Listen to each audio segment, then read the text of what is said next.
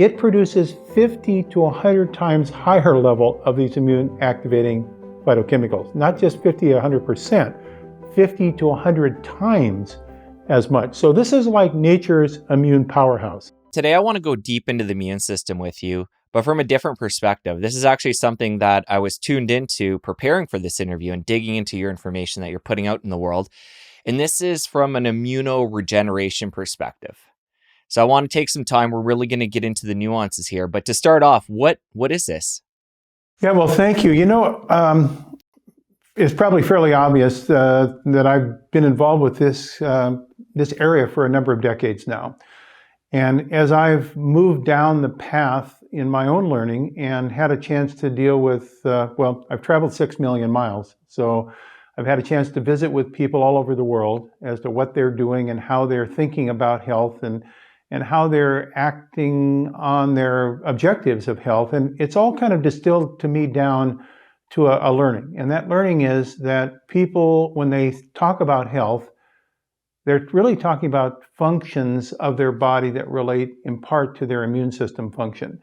And I think that we've started to recognize that immunity is more than just something that defends us against infections with virus and bacteria.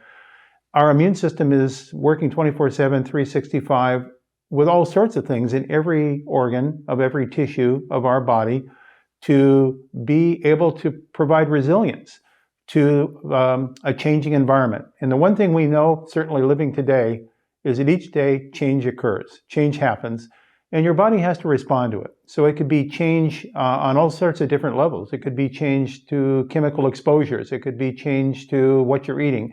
It could be change to your sleeping patterns. It could be change to your activity or exercise. It could be change in your relationships. It could be changes in infection. So there's so many variables that relate to change. It could be change in temperature. So all these things then are information that your immune system picks up.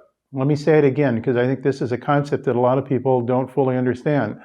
Our immune system is picking up information from where, how, and when we're living to create in our body a response that allows us to accommodate that change, to be resilient to that change. So we maintain our function. Now, what happens over the course of a person's living is that their immune system will kind of run out of gas.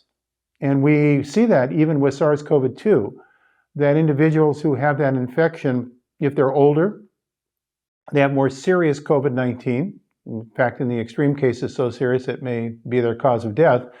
Whereas younger people have had a much less dramatic response to the infection in terms of their clinical outcome. Why is that? Why does the immune system tend to run out of gas as we get older? And that is a process called immunosenescence, or aging the immune system. And the mechanism by which that occurs has really been discovered only over the last, say, 10 years or so. That immunology and sciences within the immunological field has kind of started to piece together the puzzle as to why our immune system picks up injury over the course of our living that can then create an immune system that becomes aged, which is less resilient to the ultimate changes we have in life. Which means if you have a really seriously compromised immune system, we often call that immunosuppressed, that even the modest things you might be exposed to that most people would not even think about could create serious health problems for a person with a compromised immune system. And so if you think about that as a concept and how that relates to our health, and you say, well, where would you see the symptoms of a person who has a less than optimal resilient immune system? What would happen to them in terms of their health? And there's where the story kind of gets very complex, because those symptoms may vary from person to person. In one person, it could be effects in their nervous system. It could produce cognitive dysfunction. They could have memory loss. They could have confusion. They could have foggy brain. Or they could even have dementia in the extreme cases, or depression.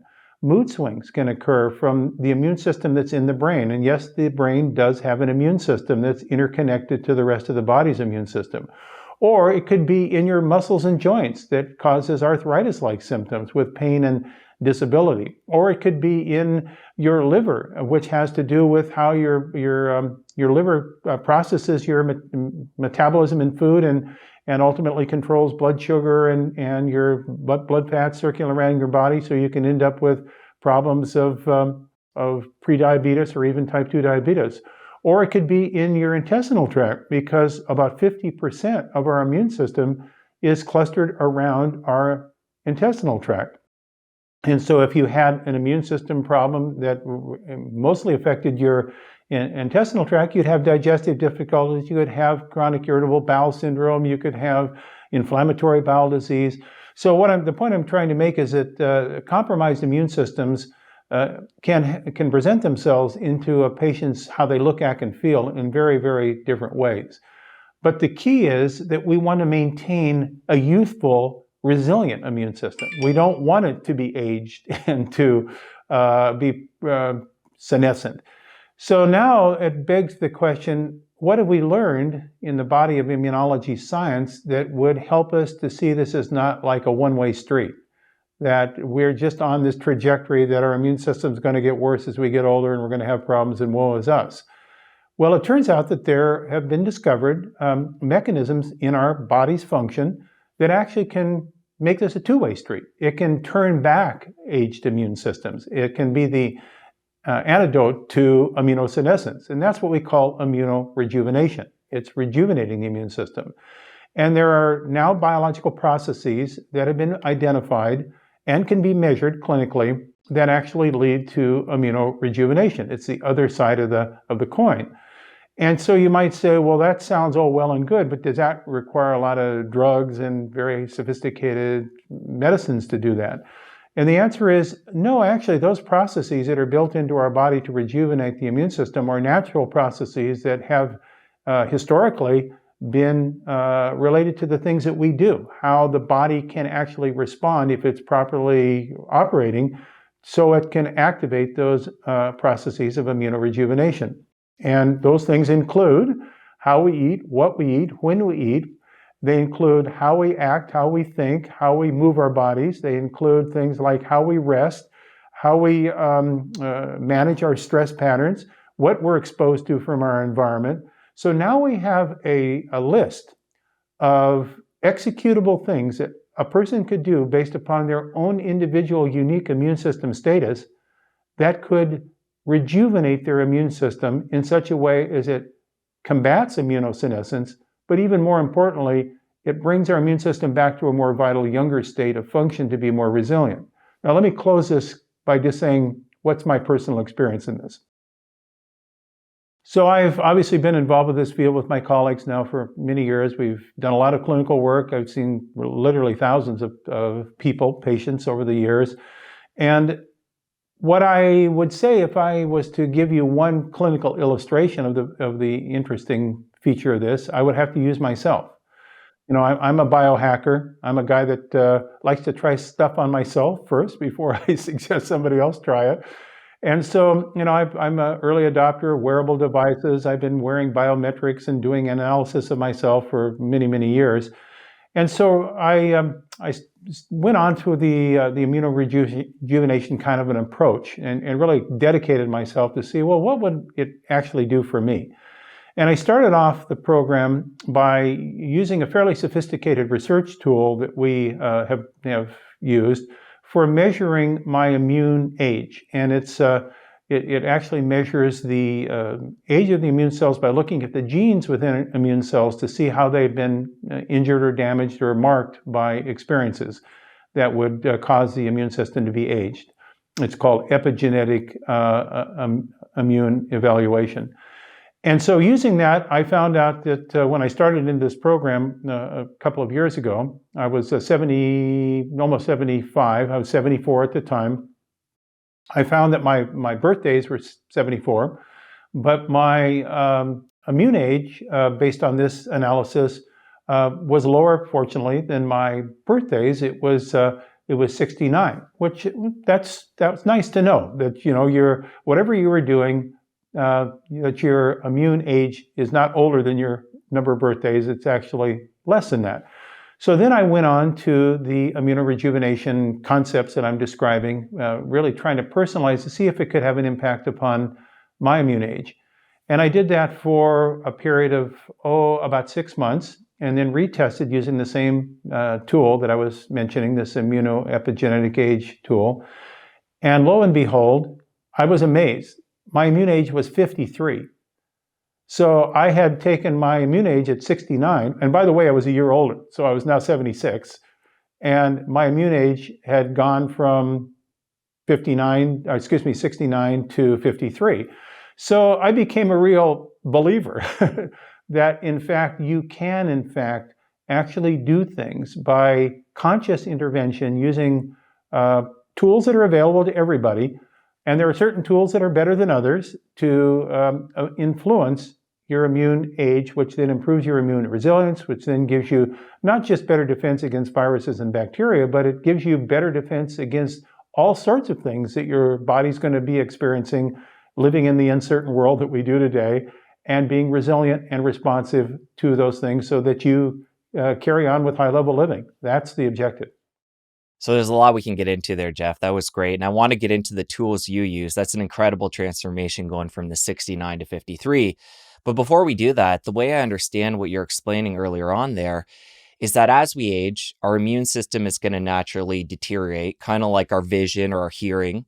So probably a quote unquote normal type of aging, but obviously there's factors and tools that we can use to slow that down. What I'm getting at there is this tool that you used.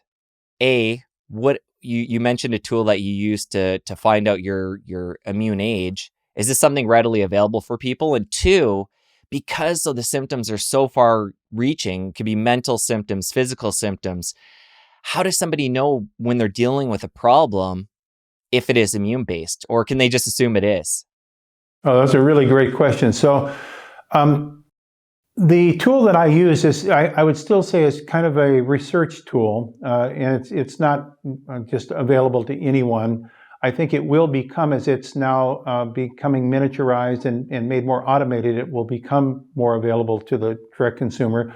But what we did to try to get access to that information in ways that people could actually maybe more easily access is that we started asking a question. Are there other things that we can use that would give us at least qualitative information about the kinds of things we got from this more sophisticated test?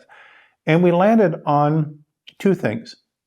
One is we developed a questionnaire. We call it the Immuno-Identity questionnaire, which tracks against these kinds of immunological changes that I've been describing so that you can kind of assess yourself with a score as to where your immune strengths and your immune opportunities for improvement might reside.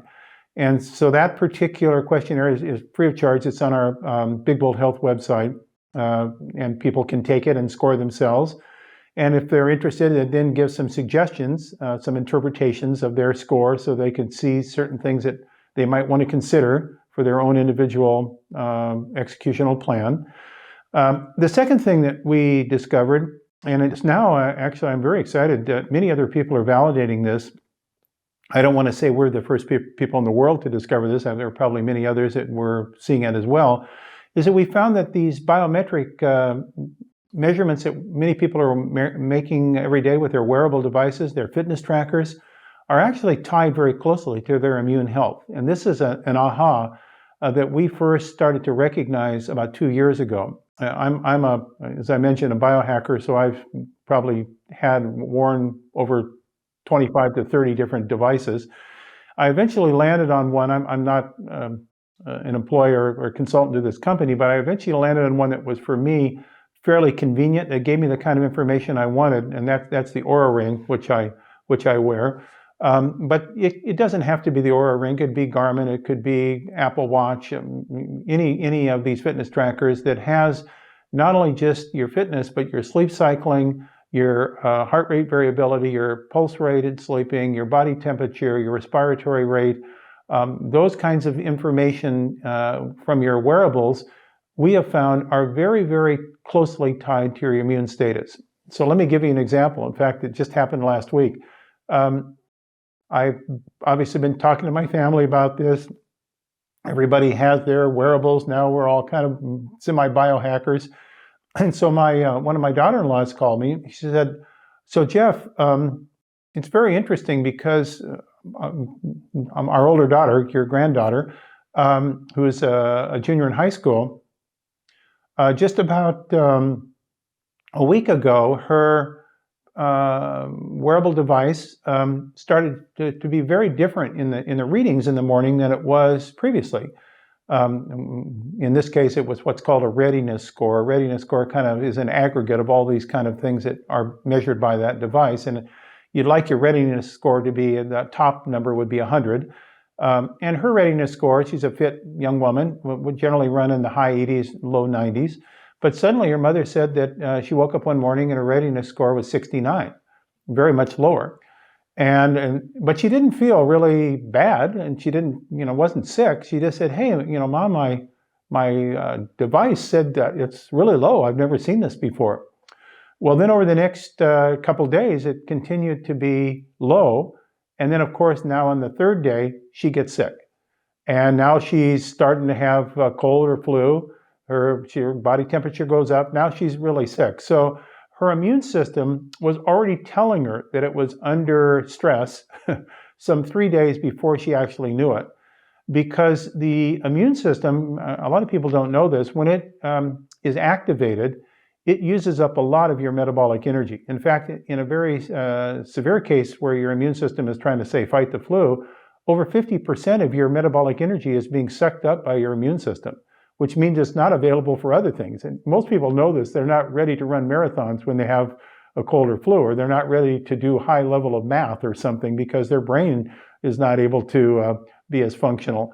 So your immune system is an energy powerhouse, but it is also an energy sink. And when it's dysfunction, like if you have inflammation, it may be then creating changes in all sorts of variables, your heart rate variability, your body temperature, your sleep cycles, your energy level, which can be picked up by these wearable devices. So the combination of our Immuno-Identity questionnaire and information from a wearable can give you a lot of interrogation about your status of your immune system. And we're trying to help people understand how they can harness that information to really personalize their own immune health program.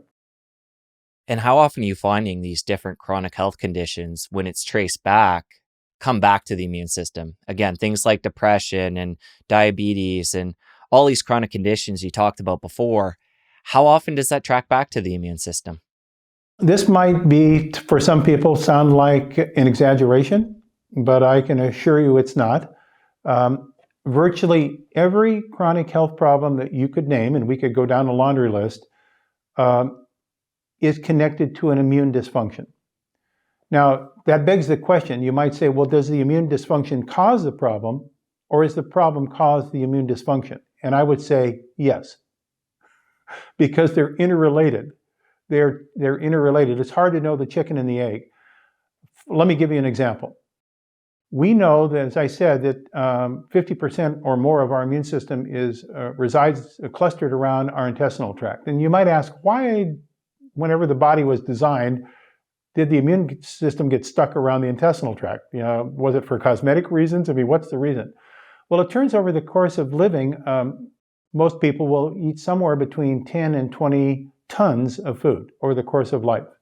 And if you think of what we eat, those things that make up our food are foreign molecules to our body. They're not the same thing as our body. So our digestive system has to break those things down that we eat, and then it have to be absorbed into the body in a way that the body sees as friends, not foe. And part of the way that happens is by the immune system, which is your filter on your intestinal tract that kind of parses out what's friend and what's foe, so that it protects you against the hazards of something that might have produced a problem. So your immune system is very actively involved in kind of defending your relationship to your food and what you drink, and how that information gets transferred to your body as friends. Now, it can also turn the other way. If you're eating things that are not friendly, like food allergens, or let's say you're gluten sensitive, then the immune system of your intestinal tract says, oh, that's a foreigner. That's not so good. I need to alert the body that you've got something that might be trying to produce a hostile event in your body, and so now I'm going to activate the immune system. So the construct that our immune system is and its function is connected to everything is now a discovery that we're learning more and more about. And if I ask the question, do people feel that inflammation is connected to health problems like diabetes or arthritis or dementia? I think most people who are following the health literature would say, oh, yeah, inflammation. Yeah, I know those are connected to those conditions. And then I would beg the question, well, where does inflammation come from? Inflammation comes from an imbalanced immune system. Those things that cause inflammation, those molecules that travel around in our bloodstream that cause pain and swelling and redness and the symptoms of being inflamed, are activated as a consequence of release from our immune system that's trying to defend us from a perceived foreigner or invader. And so everything that we associate with inflammation, or everything that we associate with allergy, or everything that we associate with chemical sensitivity, or everything that we associate even, and here is where the story really gets interesting, with stress that causes a dysfunction in our immune system, has this immune connection, because the stress molecules like cortisol or like adrenaline all are connected to the activity of our immune system. So we have really recontextualized immune health as being the gateway into personalized health of the individual and how they express their function of their immune system in how they look, act, and feel. Even, let me give you one last example, the concept of obesity. Most people don't realize that the problematic issues associated with obesity is not just because you have more body fat. It's actually the personality of your body fat. In fact, there are many studies that have been published showing that there are perfectly healthy individuals that are very obese. So you say, no, hold it. If obesity causes health problems, why would you have healthy people that are obese? It's because it's not the fat in it itself. It's the body fat that is in an inflamed state that creates the problem. And how does the body fat get into an inflamed state? Because the body fat is speaking to our immune system. The body fat is made up of cells called adipocytes. The adipocytes are intimately talking to our immune cells called macrophages. When the immune system is unbalanced and upset and hostile, the god of war, god Mars, producing redness and swelling, it speaks to our body fat in such a way as to make the adipocyte upset. In fact, what I often say is that those body fat cells then become fed up. They've had it. And what they're going to do is they're going to fight back by sending out messages to the body that there are their own inflammatory messages. Those are called adipokines. And they then create problems elsewhere. So it becomes like a dog chasing its tail. It's a feedback loop. So body fat in and of itself is not really the problem. It is the function of the body fat when it's embedded or it's interrelated to a imbalanced or an activated immune system. In fact, if you get that story right, as we've shown, by balancing through immuno-rejuvenation, people will say to you, I've been losing weight. Why am I losing weight? I haven't gone on a diet. It's because you've got your metabolism set up properly, so your body fat now becomes what's called thermogenic, meaning it's producing heat. It's using up energy rather than storing it for a rainy day that never comes in body fat. And you didn't go on a weight loss diet. You went on to immune rejuvenation program that the effect then was a positive effect on how your body manages fat. I'm sure a lot of ears just perked up when you talked about that weight loss challenge, because we have so many people these days that are facing that problem.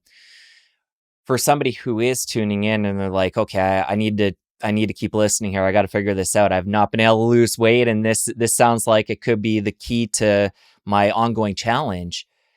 I'm assuming, and this seems like the right way for my state of mind to go about it anyways, you can't just correct part of the immune problem, say, with the adipocytes. You need to work on the immune system as a whole and then you're gonna get your weight loss challenge will slowly start to fade away along with your other problems. It's a whole body treatment. You can't just pick and choose. Oh boy, I wish I could bottle up and package what you just said and spread it to everybody in the world. There are so many problems that people are having, particularly in this day and age where we've been confronted with so many challenges and our world is constantly changing with SARS-CoV-2 and all the things that are happening.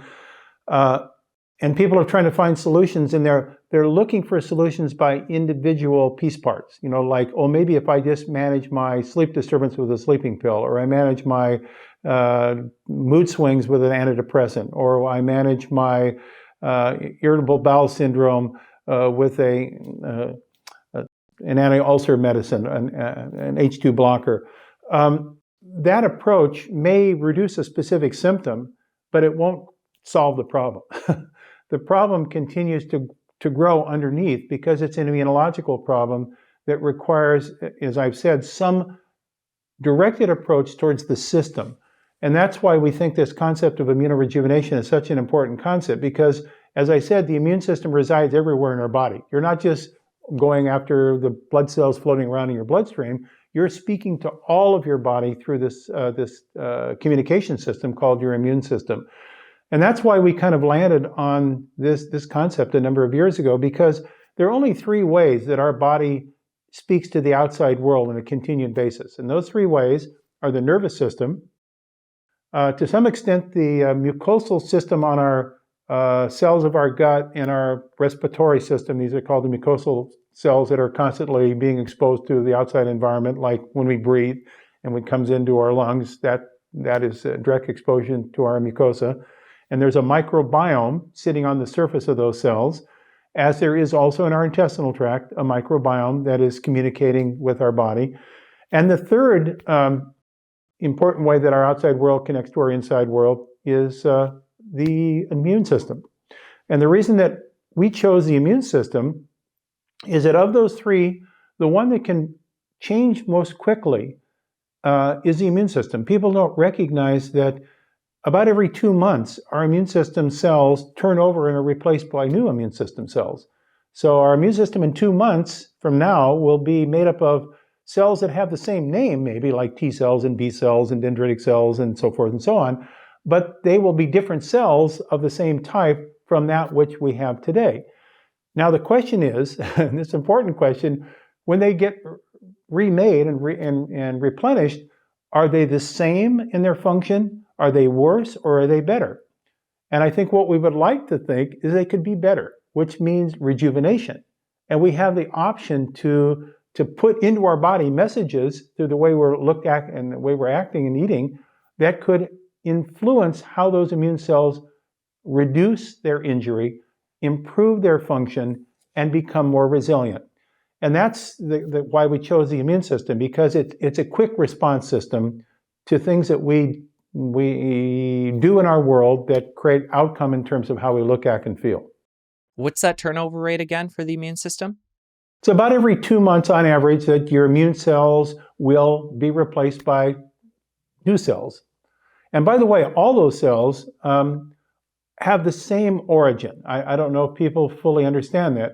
They're all manufactured out of our bone marrow, the so-called hematopoietic stem cells. These are stem cells that have the ability to be converted into all the different cell types of our immune system. And so you might say, well, what is it then? What are the signals that tell the cells in the bone marrow, when they come out of the bone marrow and they go into the bloodstream or the thymus gland, what tells them how to do that? And part of that message actually comes from the environment that you find yourself. So if you're in a very toxic environment, let's say you're living downstream from toxic pollutants, your immune system, when those cells come out of your bone marrow and get converted into the ultimate cells that are going to travel around your body, they will be personality influenced by the fact that you're exposed to those toxins, and they will develop a different personality than if they came out of your bone marrow in a non-toxic environment. And by the way, those cells that come out in a toxic environment, when they get formed, will have a personality of being in a state of alarm. because they're doing what they should do. They're trying to recognize that you're in a hostile environment and they need to be alarmed to fight the battle. And that is a state of chronic inflammation. So all these things that we're learning are really taking us back to understanding how important it is to rejuvenate our immune system. I see where all this is going now. So there's a high turnover rate of the immune cells. So we're going to change the environment with diet, with exercise, different tools we're going to get into. That's going to make healthier immune cells as they turn over and create new ones. So we're going to step in, create that better environment, create that better immune system, which is going to impact further downstream the inflammation. Oh, you got it. See, you just made very simple and understandable all this complex stuff I was throwing out. Thank you. That was beautiful. So let's talk about some of the different changes we can make to the environment to impact the immune system. Yeah, thank you. So what are those tools? And the important thing, I believe, is that these are tools that are accessible to everyone. You don't need a prescription. You don't even really need high-level consultation, although sometimes it's very helpful to be guided by a practitioner or a coach who has more knowledge about this and can guide and support. But they're tools that are accessible. So let's start with one of, I don't want to say the most important, but certainly something that we all share. And that is every person I've met in the world, in my life, at some time has eaten, probably more than some time, probably regular. And so if you're eating things, which we are, then you're taking in your body molecules in food that are going to have an impact on your immune system. That's not a controversial statement, that's a matter of fact. So different things you eat have different effects on your immune system. Now, with that as a concept, are there any things within our diet that can actually be seen through really good science to affect this immuno-rejuvenation process? And that's where the story is kind of really more contemporary, because only within the last 10 years have we started to even understand how this process that's been in our body for historical time, how it actually works. And so to answer that question, let me go to a step before us. And that is, let's go to plants, just for the sake of discussion. So if you're a plant and you've been around, let's say on this planet a lot longer than humans, how did you survive? Because a plant can't run away and hide. In the soil that it's growing, or in the seawater that it grows, that plant has to defend itself against all the stuff out there that wants to take advantage of a living organism. So a plant has viruses, a plant has bacteria, a plant has fungi, a plant can have rust and can have mold, and a plant can be sunburned because it can't hide, can't take sun cream. All these things that a plant, and it has to, obviously, it can't get out of the weather. So it may be huge rain one day, and it may be drought another day, and it may be very hot, and then it may be frozen. So, wow, it's a tough life being a plant. So how does it survive over time? And it does so through developing an unbelievably vigilant immune system. And in fact, it's now been found that plants have an immune system very comparable to the human system. It's a little less sophisticated in some aspects as it relates to what we call adaptive immunity, like producing antibodies, but it has a very adept, like two-phase system of immunity like we do, an innate and adaptive system. And those parts of that plant immunity give rise to its protection and ability to survive in a very hostile environment. Now, with that in mind, what kind of plant do you think would have the best immune system? Well, it might be those plants that had to grow up in the most hostile environments, because to survive, they really had to have genes that were pretty tough. And so we have been looking at where in the world plant foods grew up that have survived for a long period of time against very hostile environments, and then asking what's in those plants that are related to their immune system. And it turns out that plants' immunity is different than ours. What they produce, rather than antibodies that we produce, they produce a series of chemicals called phytochemicals that are unique to that plant, that's locked into their genes, that then, when it's manufactured by that plant, serves as part of their immune defense. And it turns out these phytochemicals, now plant scientists have found there are literally thousands of different members of these families that are unique to each different type of plant as it relates to how they grew up, their history, their evolution. So when we go to places in the world where you have very challenged weather, climate, soil, and look at how those plants have survived, we find that they have very unique portfolio of these phytochemicals in them. Now that took us to a discovery that for me was like one of those ahas I've had in my life. And it was a discovery of a plant food that's been around in human nutrition for over 2,500 years. And it is in the flanks of the mountains of the Himalayan mountains. It's called Himalayan tartary buckwheat. And I never thought in my life that I would, as a clinical biochemist, that somehow I would be suddenly in plant soil science and looking at the history of a 2,500-year-old plant food called Himalayan tartary buckwheat. But it's been an extraordinary journey for me and my colleagues because it turns out that this plant food, which was a major source of nutrition in people who live in that area, and by the way, these are people who live in what are called the blue zones. These are areas where people don't have a lot of medicine, they don't have sophisticated society, but they tend to live very long and healthy. They have relied upon this plant food, Himalayan tartary buckwheat, for their sustenance for generations. And it turns out that when you examine the science of this crop, you find out that it has some of the highest levels of immune-active, immune-rejuvenating phytochemicals.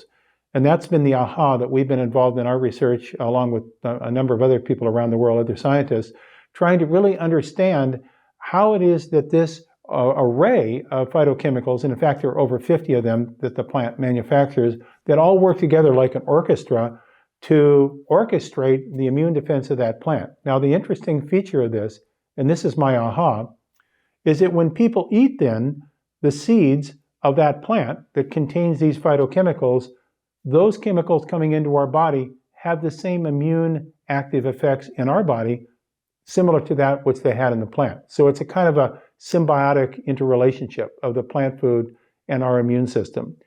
And they actually are also feeding our gut microbiome, so the friendly bacteria in our intestines actually like, I'm going to use that term advisedly, like these phytochemicals and produce secondary effects that also have a positive impact on our immune system. So what we find is that there are certain foods that really have this powerful impact upon immunorejuvenation that we've tried to incorporate into our program, and it's been certainly something that I had in my program over those 6 months where my immune age was significantly decreased. Now, we got so involved with this, Jesse, that it took me into a place that I, again, never thought I'd be, and that is we then developed a cooperative group of organic farmers in upstate New York to bring this crop back in America. It had been entirely lost for 200 years. It actually was brought over by our colonial ancestors from Europe, but it somehow got lost in American agriculture. And we found out there was only one person that was growing it at the time. He was an artisanal farmer that was an ex-ag research professor from Cornell University, and his wife was a nurse who was just growing a little hobby farm with this.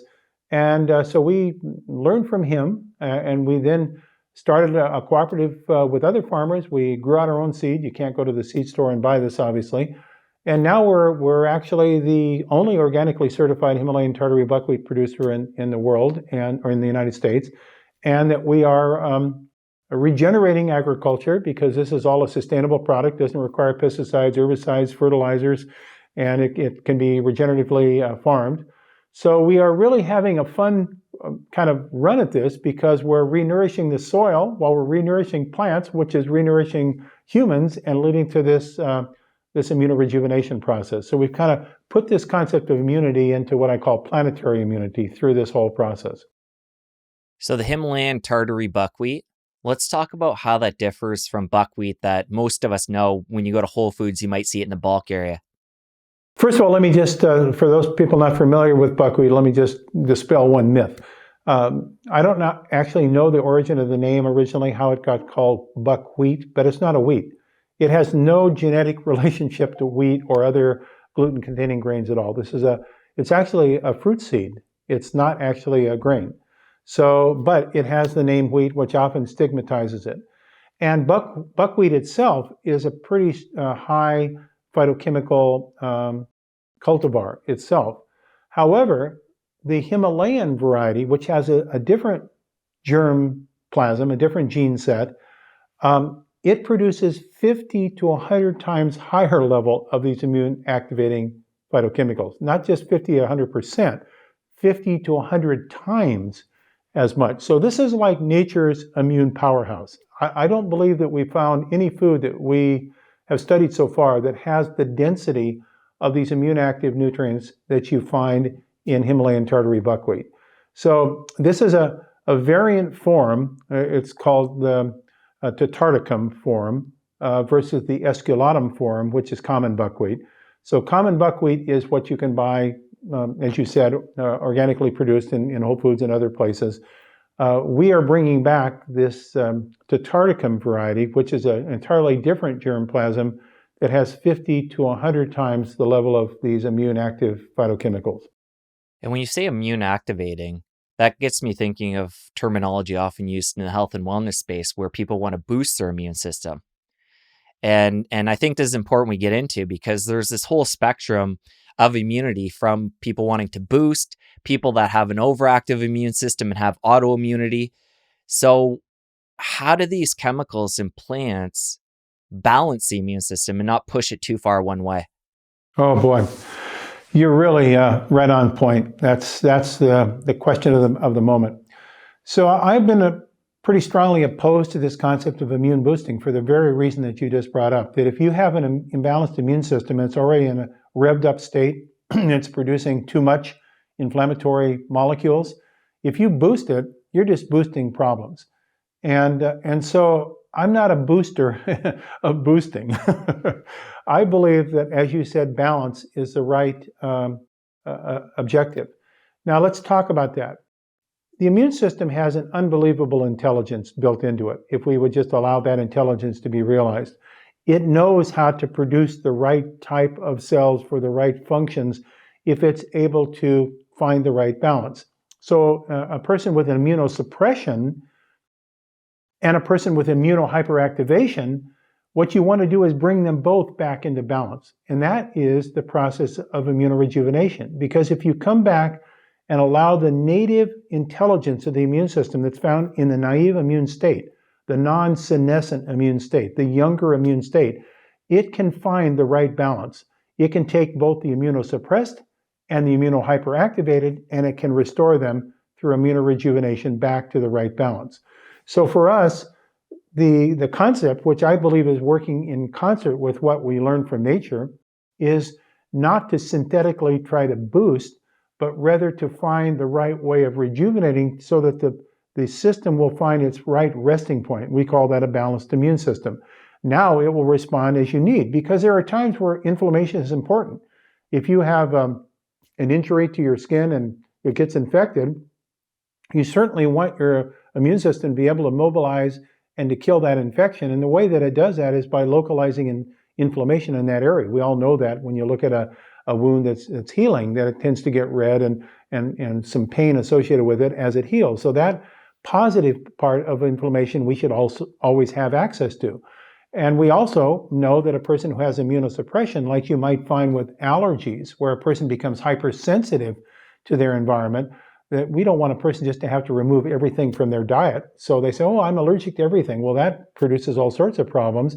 What you want is the immune system intelligence to be able to be restored in a balanced immune state so that the body becomes more tolerant to the foods that at one time it might have been intolerant to. And this whole concept of immuno-rejuvenation allows that balance with that resilience then to be the ultimate objective of what you're trying to achieve. So I think the point that you brought up, which is let's use the right tool to produce the right outcome, and let's allow the native intelligence of our immune system to be fully functional so that it can be more resilient to times where it has to be either upregulated or at times it needs to be made more quiet. And that's all part of this proper balance. So what I think you're saying there, and this would apply to the new variety of buckwheat plus the other tools we're going to get into, when you create the proper environment for the immune system, it's going to balance itself. That's exactly right. And I think the one thing that we've learned through our evaluation of what's going on to our immune systems collectively, we're seeing many, many more cases of autoimmune disease these days, which is an inflammatory state of an immune system on guard. And in fact, a lot of people who have autoimmune disease might think that maybe it's because they have genes that were passed down to them that created this autoimmunity.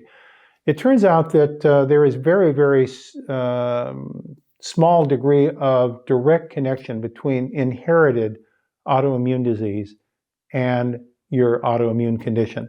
There are some cases, there are a few cases in which there is a strong genetic link, but in most cases of autoimmune disease, and there are 80 plus different diagnoses of autoimmune disease, everything from thyroiditis to sprue to myasthenia gravis, rheumatoid arthritis, systemic lupus erythematosus, multiple sclerosis. These are all part of the constellation of diseases that are associated with autoimmune disease, even type 1 diabetes. Those particular situations, in most cases, are not directly related to a gene that you got from one of your parents. What they're related to is the immunological status of your body in response to your environment and your lifestyle and the things that are happening to you. And so the most important thing, 75% of the solution of the problem, is then constructing an approach for that individual that meets their needs so that their body sees themselves as being in a friendly environment. So it lowers what their body perceives as to be hostility for which it mobilizes or it influences in an adverse way the balance of our immune system. So this construct, the way we're approaching this, is to say, let's take a person for how they present. They might have allergies, or they might have pre-autoimmune, or they might have pre-diabetes, or they might have problems that are related to depression. And let's look at their overall immune balance to see where the imbalance might occur. That we do through the Immuno-Identity questionnaire that I was talking about. And then let's try to help that person see where they can put their energy to rebalance their immune system based upon mobilizing this immuno-rejuvenation process that's inherent in all of our abilities. We just have to give it the tools it needs to work properly. Let's stick with the diet piece here for a little bit. We talked about this new variety of buckwheat and how it is something, we could call it a superfood when it comes to the immune system. It helps positively. And my question for you is, there foods that are neutral to the immune system, and then there are foods that we want to avoid because they have such a negative impact on it? So if a person is in immunologically disturbed state, and so they already have clinical symptoms that are associated with their immune system being disturbed, then we start by putting that person on a low-antigen diet. Antigen is a word used in immunology that defines something that our immune system responds to, an antigen. So we would say, let's take gluten-containing grains away. Let's take dairy products away. Let's take maybe even soy foods away for a while. Let's get that diet with as low antigen potential as possible for a certain period of time to allow their immune system to kind of cool off and to form a balance while we're rebuilding it with this rejuvenation process. So the first step is kind of either elimination, if you want to use the word, or food alteration in terms of rotation, modifying your diet to eliminate some of the major food families that are known to be problematic with a person who has an imbalanced immune system. So that would be first using foods that have a pretty high degree of tolerance. And fortunately, most foods will fit into that category. So we take the gluten-containing grains away. That leaves many other products that we can have from the vegetable source and vegetable proteins, plant proteins that are not gluten-containing. We take dairy away. Well, there's still many ways that we can get calcium in our diet from vegetable products. We take away meat products that are raised off antibiotic and hormone-treated animals, and we go with range-fed, grass-fed animals to reduce the chemical exposures that person might have to their immune system. We go to getting away from obviously high sugar diets, because sugar is an immunological modulator. So that for many people are things like soft drinks, sweetened soft drinks and beverages, because ours something like 50% of the sweetener that we consume in the diet in America comes through beverages. So these would be some first level nutrition changes that we make to lower the load on the immune system of potential things to which it's becoming imbalanced. Then we add back those things, obviously, in the diet that are supporting immunorejuvenation. Got it. It sounds a lot like my day-to-day diet, and I'm sure a lot of other people in the health and wellness space are probably on the same page there. Yeah, I think so. This is what I'm speaking to here is increasingly well understood, but probably has never been sieved through the lens or focused through the lens of immune rejuvenation. It's been focused through the lens of let's lower the load of stuff. But the other side of the equation is let's activate our rejuvenation, because the combination of those two gives rise to more resilience. And in fact, what we have seen over the years is a lot of people who say, oh, I can't eat this food and I can't eat that food and I'm eliminating all sorts of things. When they get their immune system rebalanced, lo and behold, they become tolerant to many things that were previously having to be eliminated. So we're building their resilience through enhancing their rejuvenation. Let's come back to the Himalayan tartary buckwheat. We talked about how this food specifically is head and shoulders above any other food you've been able to find, and in science to date has been able to find to have that positive impact on the immune system. I've tried it. You guys sent me some and it's delicious. We made some pancakes and it was awesome. So I advocate people giving it a try and using it. But for people that might not have the means or can't get it right away, are there other foods that might not be as good but still great additions when it comes to building up the immune system in that positive way? Yes, there are. And one of the things that we've done with our Big Bold Health Food Lab, I'm very appreciative that I have colleagues that have worked with me for the last 20 years, actually even more than 20 years, who are part of our food lab professionals. These are nutrition experts and clinical experts, doctors and therapists that represent our food lab and our food development group. So they're putting together menu guides and recipe plans that incorporate not just Himalayan tartary buckwheat, but a variety of other foods that are all these immune supportive types of foods. And they would include, obviously, a lot of the vegetable food products that we can say eat the rainbow. That's one of the things that we have advocated in our kind of nutrition guidance is eat the rainbow, colors of the rainbow. When I say eat the rainbow, I don't mean just eat synthetically colored foods. I'm talking about natural plant foods that are orange, red, purple, yellow, blue. Those colors are derived from various phytochemicals that have these immune active components that we're talking about. So a simple watchword for people when they go to the store, and actually it's interesting, last night I kind of was using this as my own guidance. I was doing my wife and I kind of trade off going to the store, so it was my turn. And I was having fun last night because a lot of the fresh produce is now coming in here in the spring with the farms starting to have early crops. And I was looking around, I said, look at all the new colors of the new foods that are coming in fresh into our Whole Foods kind of marketplace. And so I was having fun trying to mix and match how I was going to do some recipe planning for the week.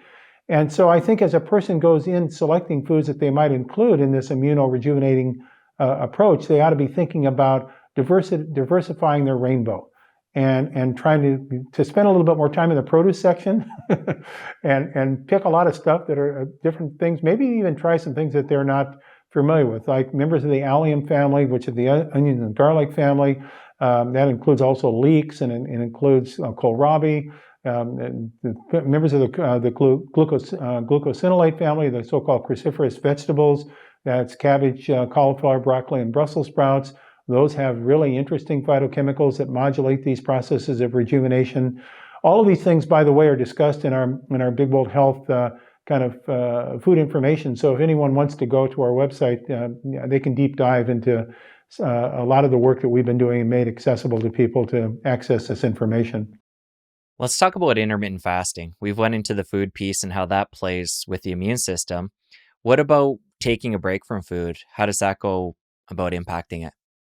Yeah, that's another really major discovery that we're making. You know, historically, as you probably all know, that we didn't always have 3 squares a day. If you look back in the evolutionary history of humans, it was we were hunter-gatherers, and we were probably better gatherers than we were hunters. And so people would have to gather using their grasping thumb and forefinger, which was unique to the human, by picking stuff off bushes and plants. And so we actually, our physiology kind of grew up around periodic eating, episodic eating, not just like, well, gee, it's time to eat, and maybe it's time to snack. Sometimes people are, eating several times, more than 3 times a day. And so this is called the circadian rhythms, or the timing of eating. And what's been found is that there's this chronobiology, time-related biology, that's associated with how our body responds to food. And I think it's really cool that researchers the last 10 years have really been studying this time aspect of eating. It started off, obviously, with the simple concept of fasting, because we know that fasting has been a technique used by cultures for healing for centuries. But then it led us into saying, well, do you need to really completely fast, or can you kind of just semi-fast? And then when you ask that question, then you say, well, hold on, we do have a meal of the day that's called break fast, breakfast. Oh, gee whiz, what is that all about? Well, it turns out that it was discovered, obviously long ago, that if you wake up in the morning and you've had adequate time since your last meal, that you're hungry, and you then break that fast by eating something, breakfast. Now, in the American parlance of that, it often means you wake up at whatever time, you immediately rush in, and you do 2 eggs basted, bacon, toast with butter, and coffee. And you've just broken your fast overnight with a really high calorie intake. And the length of time between the last time you ate the previous night and the time you eat in the morning is probably going to be something like, well, if you finished eating and snacking, say around 8 o'clock at night, and then you started your breakfast in the morning with this high calorie breakfast at 7 o'clock in the morning, so that would be like 11 hours. Well, it turns out that 11 hours between the last time you ate in the night and the first time you ate in the morning is not adequate to really fully get the benefit of fasting on rejuvenating your immune system. That you actually need it to be longer than that. Some people would say it needs to be at least 12 hours. Others, the science would say maybe 14 hours. So that's called time-restricted feeding. So it means, what's the duration of time between the last meal that you had in the day, or the last time you ate food, and the first time you ate food the next day? Now, for our program, our immuno-rejuvenation program, we try to have it 14 hours. And for me, that is part of what I applied during those 6 months I was on our program. So I would finish eating, say, around 7 o'clock at night, and I still am today, would not eat my first meal until 11 in the morning, or maybe even at noon. So if you do that, that's going to be even more than 12 hours. That's going to be more than 14 hours. It's more like 16 hours. So that means I have an 8-hour window throughout the rest of the day that I eat my meals. And then, of course, what that also does is it generally cuts down on the total number of calories you're eating, because those meals that you're eating during those 8 hours of the day that you're consuming food will probably be less than the total number of calories that you're eating if you were starting to eat at 7 in the morning and eating until 7 or 8 at night. So it's an added advantage. You're lowering the load of calories on your body, but you're also allowing your body to rest and your immune system rejuvenate itself. It needs that resting period to do those things that I said, those cells coming out of your bone marrow, to then produce new cells, to allow the old cells to leave. That's called autophagy, for them to be recycled, so that your body will then move to a younger immune age. So that's part of what we recommend, is this so-called time-restricted feeding. Got it. So we've gone over what to eat, when to eat. During that eating window, are there certain supplements that we can take to rejuvenate the immune system on top of a clean diet like we talked about? Yes, thank you. And again, when we get into talking supplements, again, I want to emphasize that taking supplements and eating a trash diet generally will not give you optimal immune rejuvenation. So we want to assume that you're going to eat foods that are friendly to your immune system. So you're eating a good diet. So let's start there. Now, are there augmenting nutrients that you can take to accelerate or to support more optimally the immuno-rejuvenation process? And there are two things that I think we know for sure fit into that category. One are omega-3 oils and fat-soluble vitamins. So that would include vitamin D, very, very important fat-soluble vitamin for immune rejuvenation. It would include vitamin A, another very important immune active nutrient.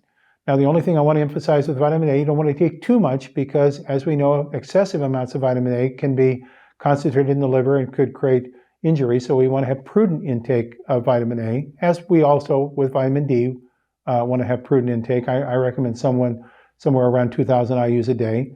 And then vitamin E, which is another fat-soluble nutrient, and that is very important for immune defense.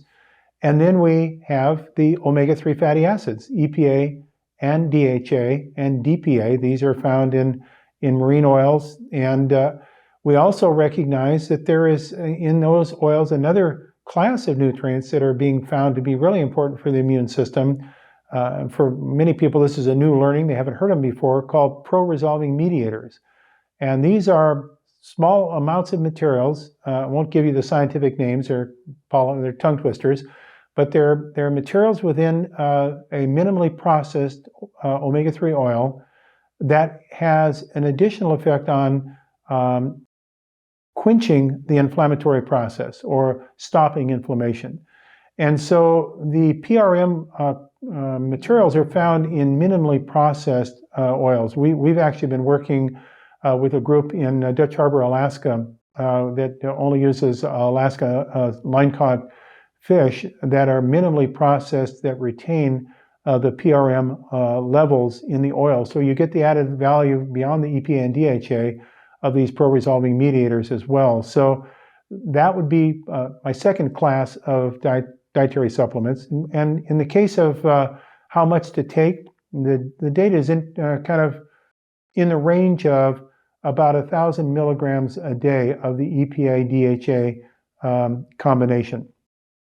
And that would be what I take personally, just to let people know, is I take about a teaspoon, that's 5 cc's, a teaspoon of this minimally processed oil that's actually this Alaskan cod oil and has the vitamin D, vitamin A, PRMs, and the EPA-DHA. That'll provide those essential fatty acids. Then the last nutritional supplement family that I think is very important are those that actually encourage a healthy microbiome, because we've talked about how important it is for the microbiome to speak in friendly terms with our immune system. And that are what we call prebiotics. Prebiotics are food for friendly bacteria, and probiotics. So I take a prebiotic and probiotic supplement every day that has the right kind of friendly bacteria, along with the prebiotics, that's the food they need to be properly nourished.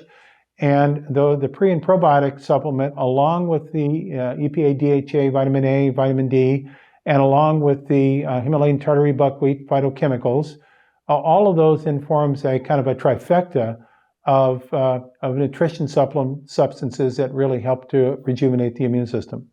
Okay, let's come back to the PRM piece. Like you said, probably a new piece of information for a lot of people. And you kept emphasizing the minimally processed when it comes to those fish oils. Fish oils are something that are often recommended, something a lot of people are probably taking that are tuning in right now. How do they go about knowing if there is PRM? Is it something they have to reach out to the company and find out, or is there certain companies that we can trust? So what's happened to fish oils over the last 20 years as a supplement is quite interesting to me. And the reason I'm saying that is that I was involved with the release of the first fish oil supplement called Maxipa in the United States back in the 1980s. And this was an interesting time, actually, to release an oil supplement into the market, because the dominant theme back in the early 1980s was that fats are bad. There's no such thing as good fat. So to try to go on today and Good Morning America, which I did back in those days, and to talk about good fat was kind of like no one thought about good fat. It was all bad. So it was interesting speaking into that resistance factor at the time. But over the years, we started to recognize, no, there are these good fats, these omega-3 fats that need to be balanced in our diet. Now, what's happened over the years is that we've become more medicalized, I think, in terms of the way we see these oils. People start using what I call the horsepower argument, saying, oh, well, gee, if we could really concentrate specific members of this complex oil mixture into high potency formulations, let's have the most concentrated EPA and DHA. Let's say they're the best of all. And the way we do that commercially, the way we concentrate is we take those natural oils and now we subject them to a whole series of chemical steps. We transesterify, and then I won't go through all the steps. Just let's say there's a lot of things that go on, and then we distill at very high temperature, and now we get this chemically purified high potency DHA EPA, and we say more is better. Well, has that really ever been proven true? No, it actually hasn't. What's been proven true is that the natural oils that retain all their complexity found from the natural organisms are the ones that have been shown historically to have the benefits, like in the Greenland Eskimos, for instance. So minimally processed may be low potency as it relates to the concentrations of EPA, DHA, but may have the higher biological activity to promote balance in our immune system's activity. So if you want to know about PRMs, which come along with minimally processed, most companies then that are preserving the integrity of these oils, and it's more difficult to do so because you have to have very, protective ways of protecting the oils from being damaged in their processing. They would be labeling on their labels their pro-resolving media or PRM levels because it's one of their things they've had to go out of their way to preserve. So those that have those listed would be the ones that have made that a feature set of their processing. And when it comes to vitamin A, vitamin E, you mentioned those being a couple in this group. Is there a certain food like a cod liver oil that is food-based that covers those, or do those need to be taken in isolated supplements?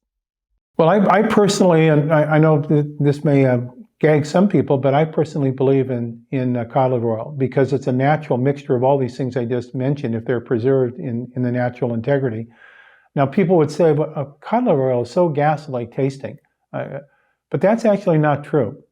I learned something. I've spent quite a bit of time in Norway studying this. It turns out that cod liver oil in its natural state, if you were to take a fresh codfish, take its liver and squeeze out the oil from that codfish, it's colorless, it's odorless, and it's tasteless. I mean, it has a little bit of taste. I probably exaggerated. It has a little taste. It has very little color. It's pretty much transparent. And it has very little fishy odor.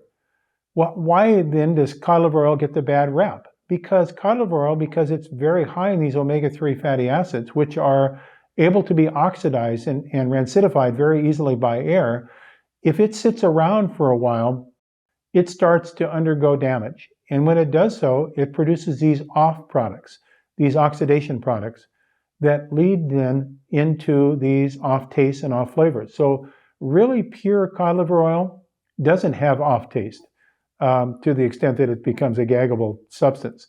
So we were really amazed when we started to actually work on the technology of cod liver oil that we could produce a product by just making sure it didn't get exposed to oxygen, that it got preserved by flash freezing the livers, that we never allowed the temperature to be high in its processing, that we could produce a product that retained the natural vitamin A, the natural vitamin D, the PRMs, and all the omega-3s in a way that didn't produce this adverse taste response. So I think we often carry a bad rap for cod liver oil. And does it contain the vitamin E as well? Yes, it does. Generally, what happens in most cod liver oils, and certainly in the one that I'm talking about, some additional natural vitamin D is added, vitamin E is added just to make sure that it has good protection against oxidation, and so it's a natural preservative material. So generally, cod liver oil has some additionally added natural vitamin E to it. Got it. Okay, we've went deep into the food piece. Let's talk about some of the lifestyle modifications we can implement right away.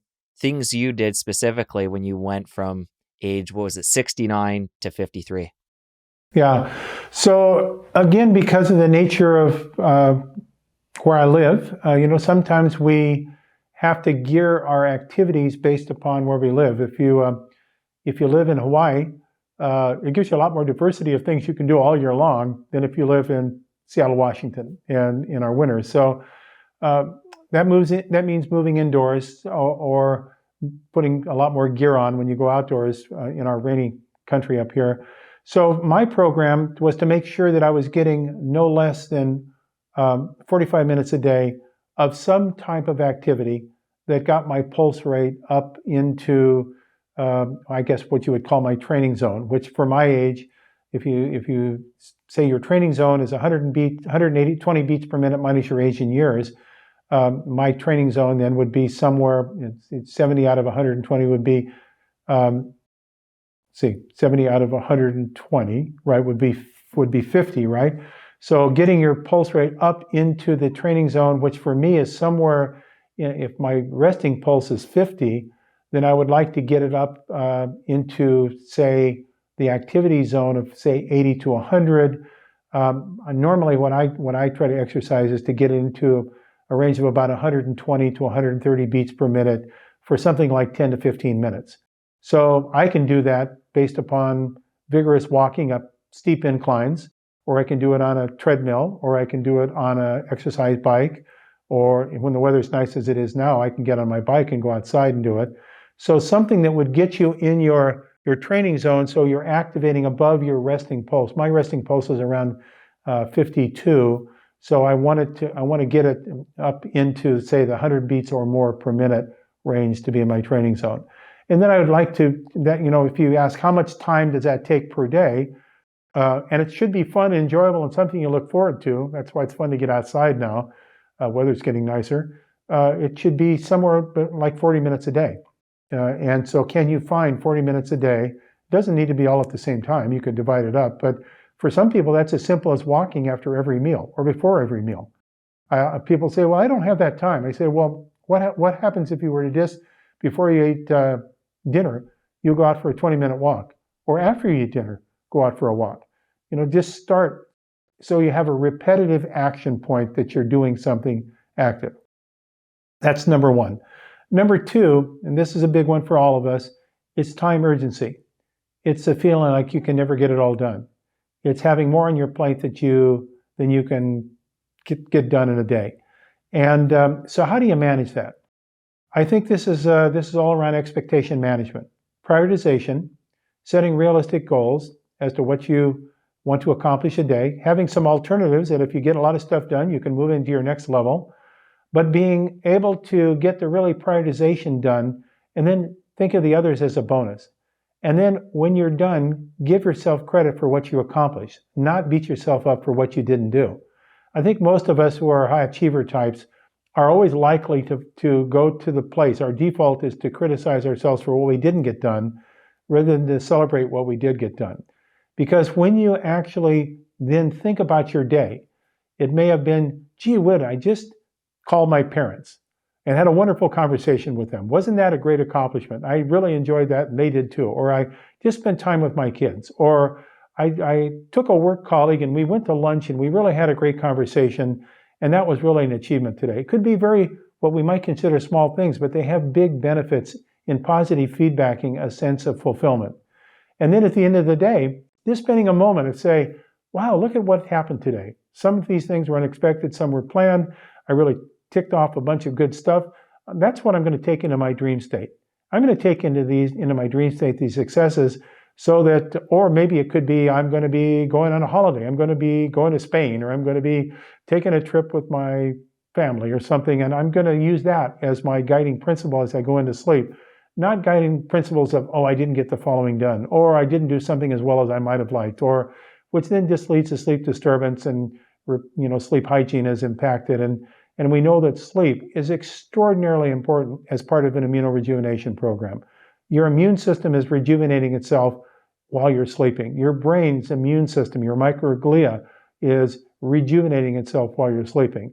So this becomes a very, very important part of how we transition into what hopefully is somewhere in the range of between 6.5 and 7.5 hours of quality sleep, which people say, well, I don't need to sleep that much. Well, you'd be amazed at what your productivity will be when you sleep 6.5 to 7.5 hours a night of good sleep. It pays dividends. So that's another part of the program. Let's pause there for a sec. You mentioned having realistic goals for the day and then having a list maybe that you could get into when you get the original list done and feeling that sense of accomplishment at the end of the day, which can help with sleep. I'm curious, is another layer of that have to do with the sympathetic parasympathetic nervous system?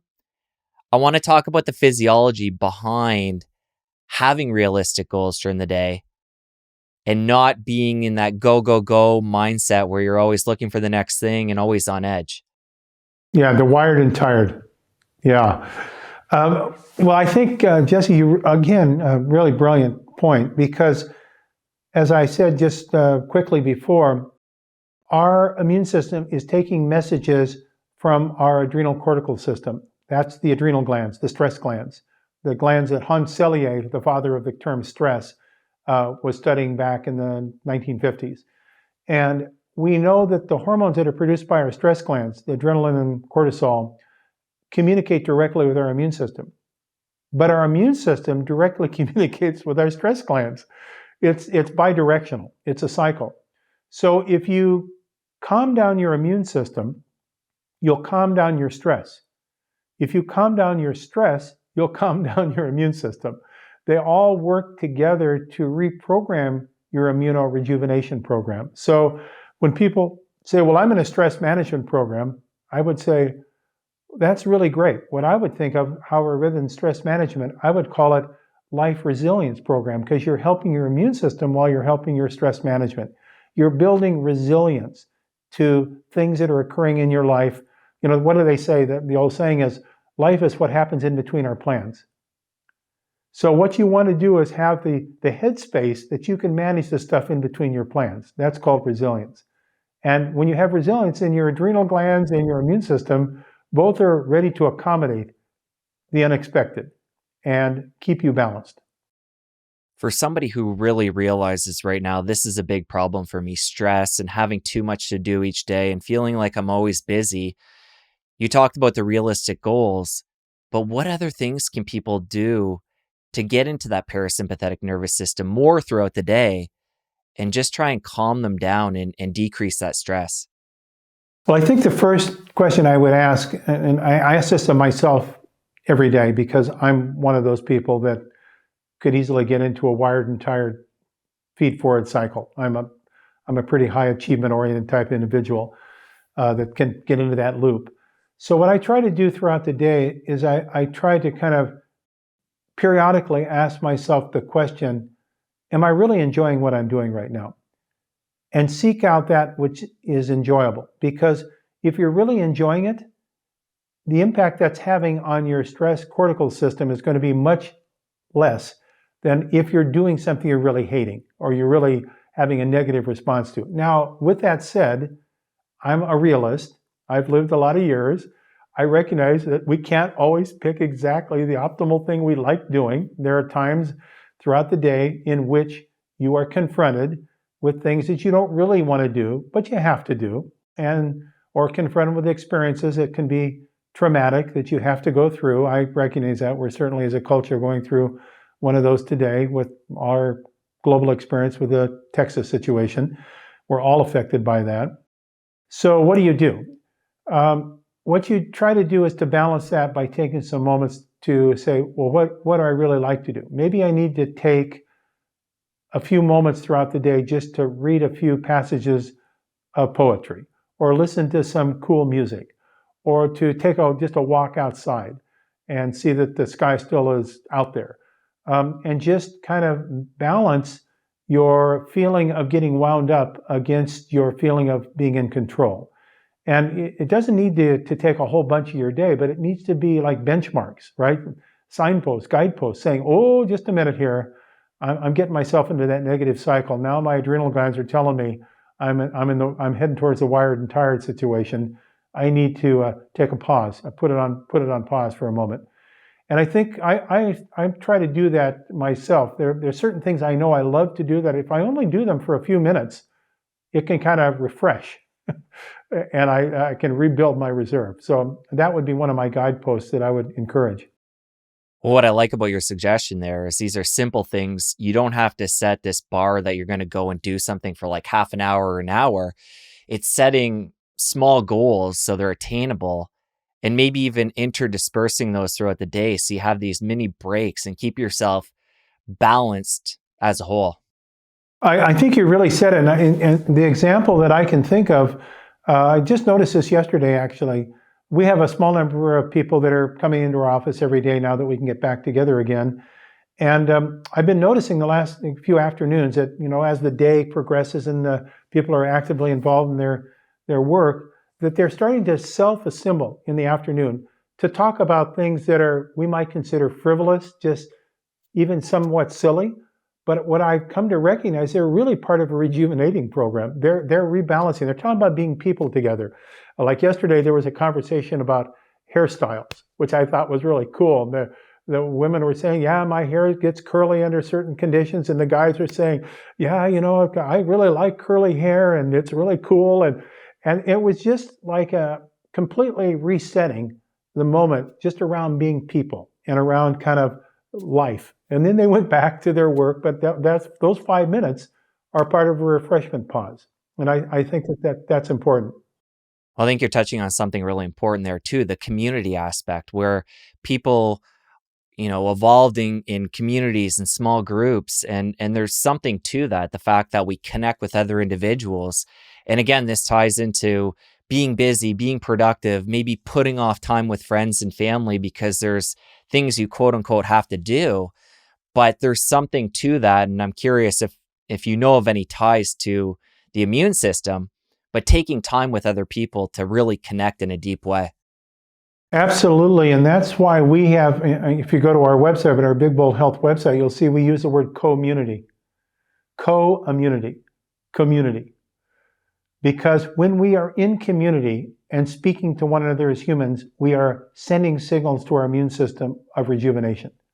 So developing a coIMMUNITY is part of our cultural heritage. The opposite of that are things like post-traumatic stress syndrome. What happens when a person has undergone such a traumatic event that it's locked them into a post-traumatic stress syndrome? Does that have an effect on their immune system? Absolutely yes. This has been studied and published, many investigators.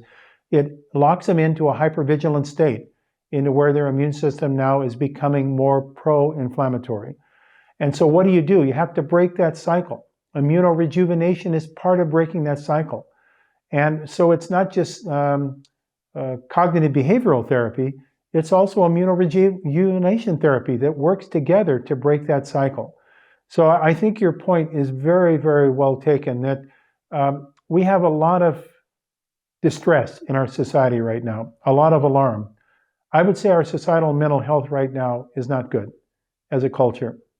And we need to find ways of healing.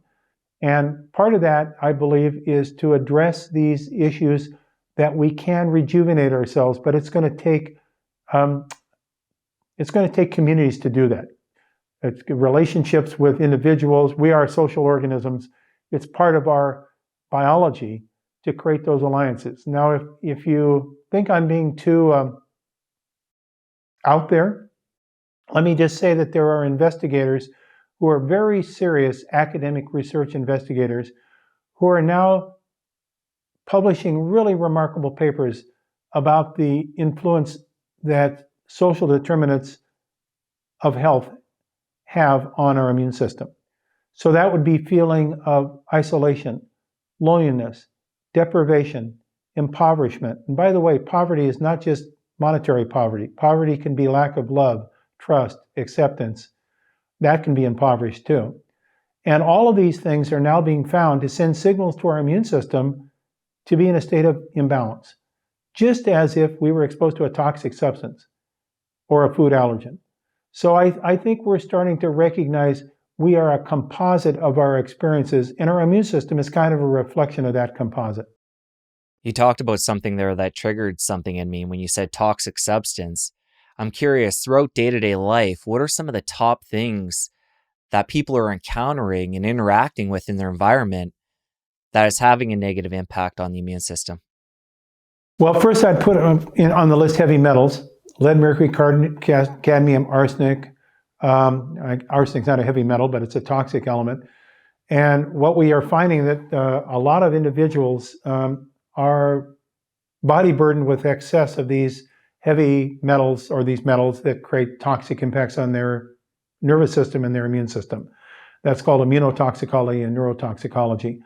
And it's much more common than we thought. For instance, there are people that have a lot of mercury amalgams in their mouth from dental work that are old and are leaching mercury into their bodies. There are people who live in air polluted environments. We now recognize that air pollution is a major determinant for immunological imbalances and is associated with cardiovascular disease, diabetes, and dementia. We recognize that soils that have been treated for decades with various types of fertilizers concentrate arsenic. And that arsenic then gets into our food supply and is a toxic to our body. So all of these things are certainly problems that we're worried about. Then, of course, we have water and we have air.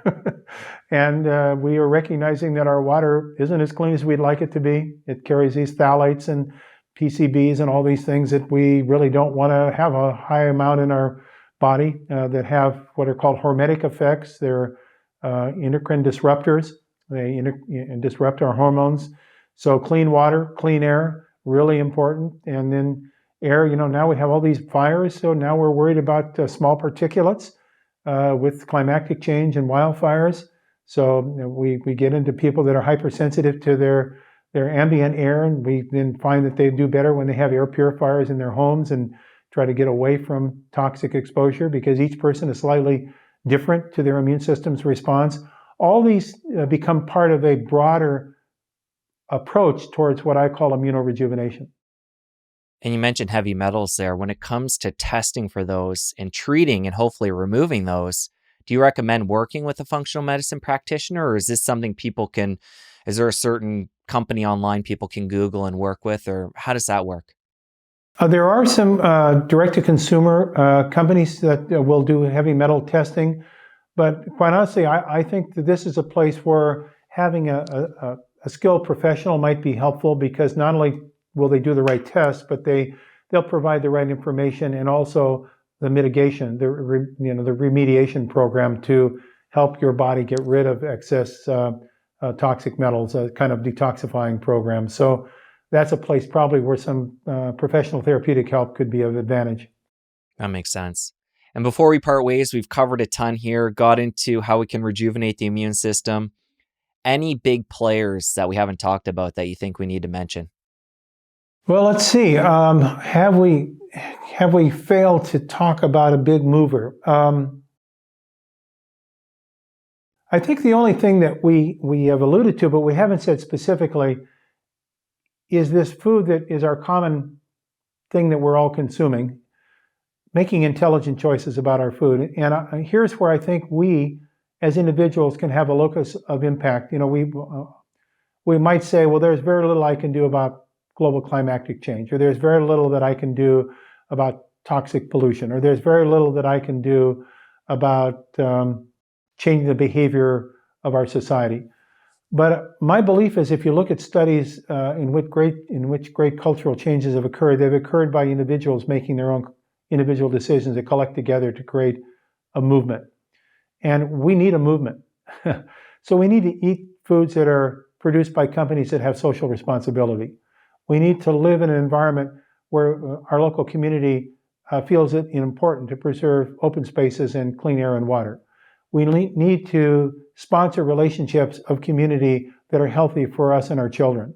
We need to vote by our actions to create the environment that we want to leave as our legacy.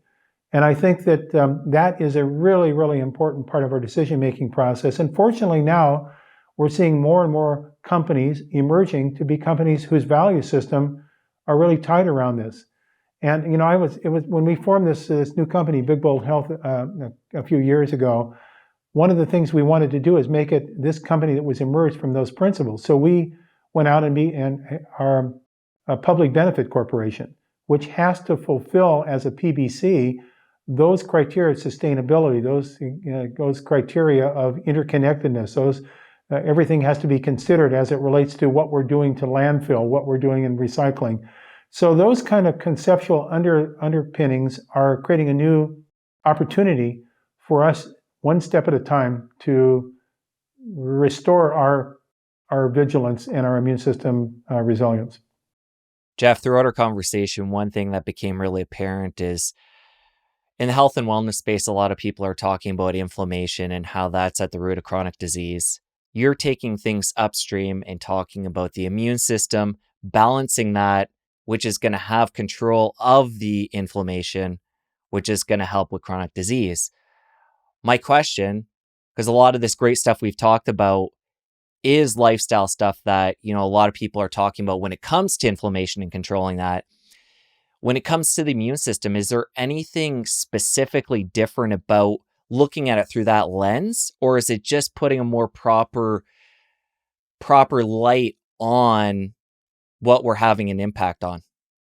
I believe that our behavior is controlled by our perception, which then controls our belief. And so if we think of our problems as these downstream problems of inflammation, and our focus is just on treating inflammation, we have not taken a broad enough perspective to really start getting the maximum benefit out of our lives as it relates not only to us, but others around us and other plants and animals in the world. I think the only way we get there is to move upstream to the origin of the interconnectedness, the system. And so I'm not against understanding inflammation at all. I've been a student of that for decades. But I think putting it in the context that our belief system starts at a broader level, that then influences our behavior, leads to dividends, not only for us, but many others that are affected by our actions. Well, you've definitely shifted my paradigm. Things are broader. I'm seeing things from more upstream now, and I thank you for that. And Jeff, I just thank you for coming on the show, sharing so much. This was just super helpful for me, and I'm sure a lot of other people. So thank you. Thank you, Jesse. Really been a privilege, and your questions have been right on spot. So it's really been a privilege to be part of this dialogue. Thank you for all you do. Take care. Bye-bye.